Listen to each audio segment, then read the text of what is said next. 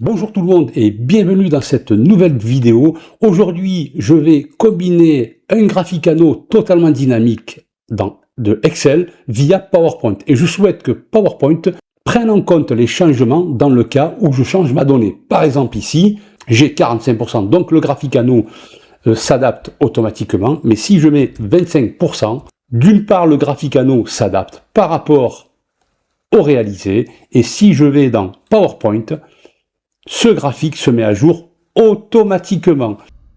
Avant d'élaborer tout ce travail, ce Graphicano, quelques précisions et l'objectif à atteindre.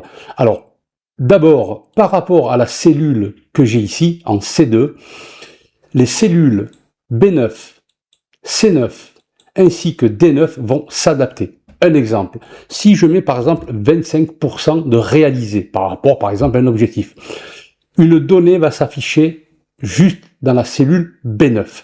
À partir de là, le Graphicano s'adaptera en conséquence. Donc, cette partie rouge, ainsi que l'étiquette de données qui est ici, récupéreront la donnée que j'ai dans la cellule B9. Si je mets 45%, c'est-à-dire au-delà de 40%, qui est médiocre, ça devient médium. À partir de là, l'anneau concernant la partie médium s'adaptera automatiquement et ainsi de suite. Si par exemple je mets au-delà de 59%, par exemple 65%, cela s'adaptera aussi. Une fois que j'aurai fait cela, je récupérerai ce Graphicano, je l'incorporerai, je ferai un collage spécial dans PowerPoint, par exemple, pour présenter votre rapport. Ce que je souhaite, moi, c'est de ne pas revenir dans le graphique et faire un copier-coller. Je souhaiterais qu'à chaque nouvelle donnée du graphique anneau, PowerPoint, la feuille PowerPoint, la diapositive PowerPoint s'adaptera automatiquement. Allez, on y va! Pour adapter le contenu de la cellule C2, par exemple, je vais mettre 25%. 25% étant inférieur ou égal à 40%, ces 25% apparaîtront dans la cellule B9. Si bien sûr je mets au-delà de 40%, ils se mettront, enfin le pourcentage que je mettrai dans le réalisé, il se logera dans la cellule C9. Alors comment faire? C'est très simple, nous allons prendre des formules très simples. Par exemple, ici je vais mettre la fonction si. Donc si le contenu du réalisé est inférieur ou égal à 40%, c'est-à-dire le contenu de la cellule B8. À partir de là, point virgule, tu me récupéreras la donnée qui se trouve dans la cellule C2. Dans le cas contraire, tu me mettras une cellule vide, guillemets, je ferme. Donc là, bien sûr, 25%, dans la mesure où c'est inférieur à 40, c'est médiocre. Si par contre, je mets 45%, je suis à 0. Et les 40% devront se loger dans la cellule C9. Et bien là, je vais mettre aussi une indication de deux fonctions, la fonction si et la fonction et. Pourquoi? Parce qu'il y a deux conditions. Si, alors comme j'ai deux conditions, je vais mettre la fonction et. J'imbrique la fonction si avec la fonction et. D'une part, si le réalisé, qui se trouve en cellule C2, est supérieur à la cellule B8, là où il y a la 40%. Deuxième condition cumulative, si maintenant le réalisé est inférieur par contre là, inférieur ou égal à 59%, je ferme les deux conditions pour rebasculer dans la fonction si, donc valeur si vraie, tu me prendras la cellule C2, c'est-à-dire le réalisé. Dans le cas contraire, tu me mettras une cellule vide. Je ferme la fonction et je fais entrer. Donc là, j'ai 45%. Au-delà de 40%, il est tout à fait normal qu'ils se mettent dans la cellule médium. Si je mets par exemple 65%, là j'ai 0. En effet, ça va se mettre dans excellent, dans la mesure où c'est supérieur à 59%. À partir de là, je vais mettre une autre formule, donc égal. Si, par contre, ici, C2, le réalisé, est supérieur à 59%, à partir de là, tu me prendras le contenu du réalisé, c'est-à-dire en C2. Dans le cas contraire, tu me mettras une cellule vide et je ferme la fonction.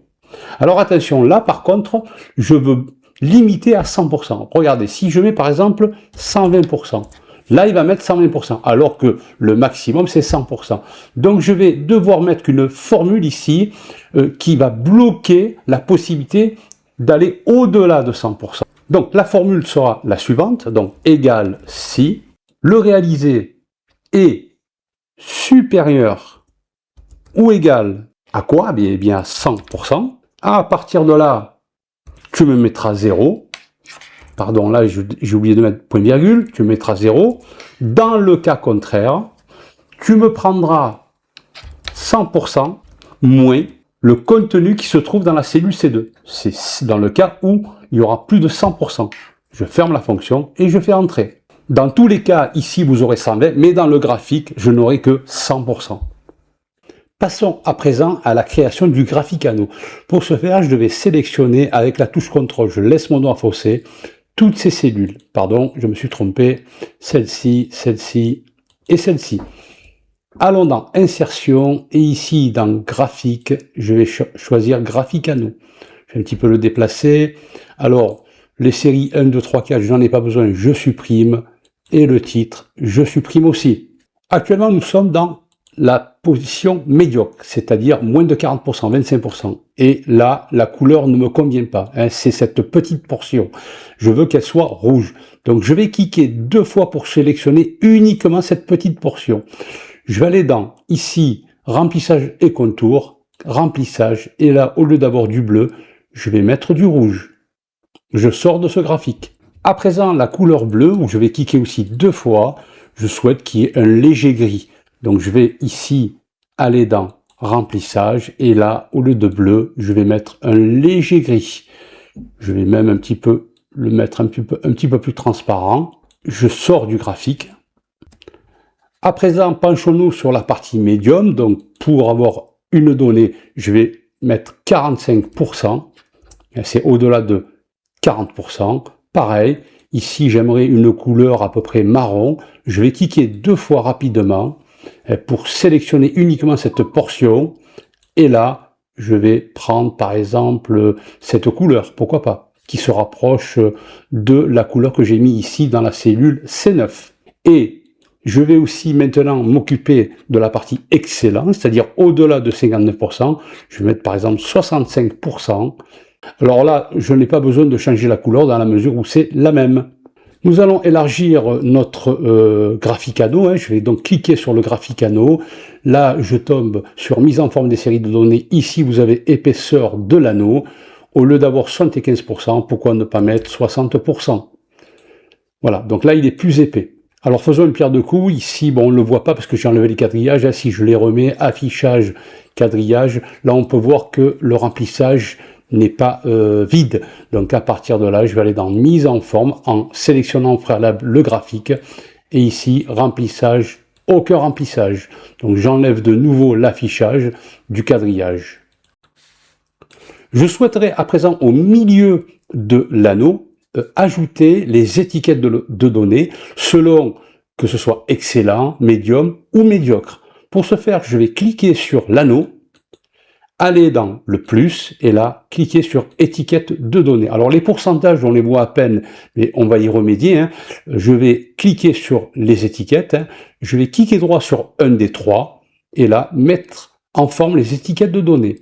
Là, je vais cliquer sur valeur à partir des cellules, et je vais sélectionner cette zone de texte. Cette zone de cellules, la cellule B9, C9 et D9. Je vais cliquer sur OK. Je vais décocher valeur et afficher les lignes d'étiquette. À présent, je vais mettre cette valeur au milieu. Donc je vais mettre en gras et ici je vais la grossir à pourquoi pas 20. Je vais prendre ici 25% médiocre. Je l'ai ici. Pareil, je vais le mettre au milieu. Gras et 20, bien sûr gras. Et pour médium, je vais faire la même chose. Je récupère ici gras et je vais prendre comme valeur de police 20.